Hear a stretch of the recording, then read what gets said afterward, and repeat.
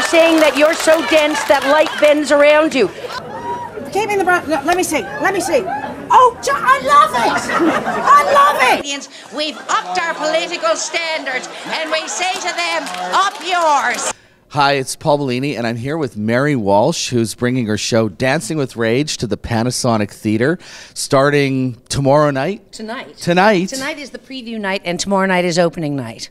I just remember that you're the person who introduced me to the whole idea of watching Lobby Cam, which I've never done, but it just was such a bizarre notion at the time. This was like 100 years ago, but you were completely glued to Lobby Cam. Oh, You were the precursor of all that kind of, it's like watching the Kardashians. It's the same thing, really, as Lobby Cam, the Real Housewives of Vancouver, but you started it all with Lobby Cam. Mayor Ford, it's me, Mark Delahunty. You became a hero in Toronto when you ambushed Ford. Right.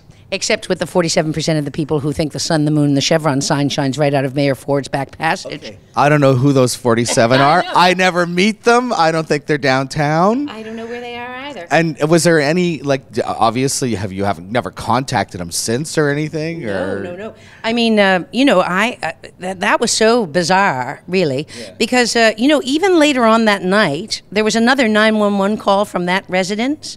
Like, they are on 911. They have 911 on speed dial. They are in distress over there, and they're constantly calling for help. And so it was a very bizarre, like, who knew? It was just going to be one of those, you couldn't get to see him at the office because, he's very, very anti-press and, that sort of thing. And so we thought we'd do that, just get him.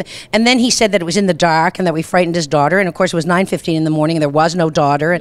And so like that whole thing that people do nowadays of just lying right off the bat, it's like the whole world has become alcoholics or something. I'll just lie about this. I'll just lie, until I have to go, oh no, that isn't actually the truth, No, I never yelled at those people at the Leafs game. I wasn't even at the Leafs game. Well, yes, I was at the Leafs game. But I didn't yell. Yeah, but I didn't yell it. Well, yeah, I did yell. Yeah, I did say that. Yeah.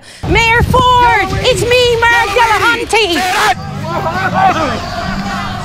I remember, which one's your favorite? Because I remember you told me when you did Sarah Ferguson, you actually wanted to hear her answers to your questions. The Sarah Ferguson thing really unmanned me because I didn't get anywhere with it, and she was going away from me, and I was desperate, and I said, my mother gave me away too, and I realized that I would probably do anything to get a laugh. You know what I mean? And I hadn't known that about myself before, that I would use my own abandonment, her abandonment, that I would sell us all out in order to get a laugh. Go ahead, embrace me, practice on me.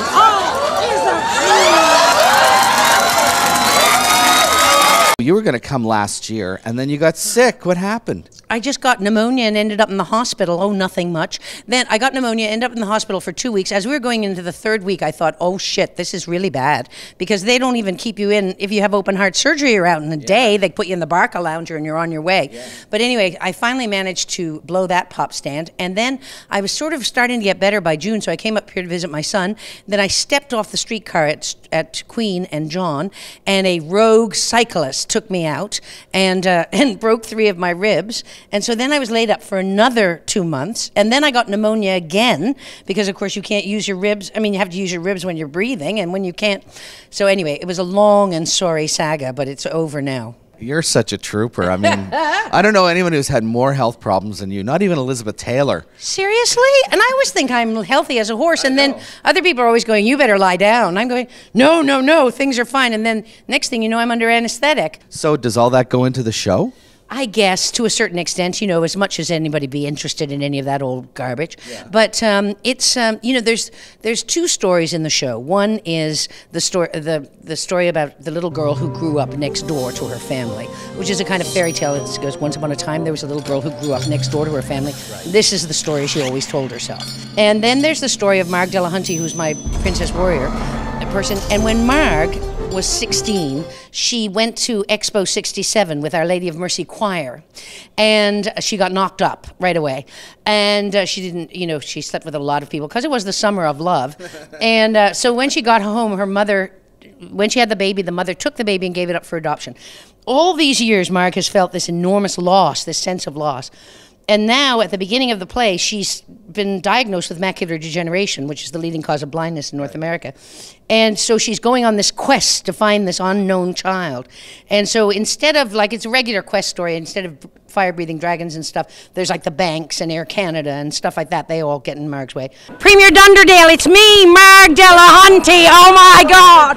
Oh my darling, it's so good to see a woman as the Premier, because so many women, of course, don't want to get involved with politics at all. It's so hard to keep the makeup on the two faces, I suppose. Mary Walsh, one of my heroes, one of the best comedians I ever worked with, maybe the best. And her show, He says that all the time. Dancing with Rage at the Panasonic Theater, starting tonight. So go and see it. Thank you very much, Paul.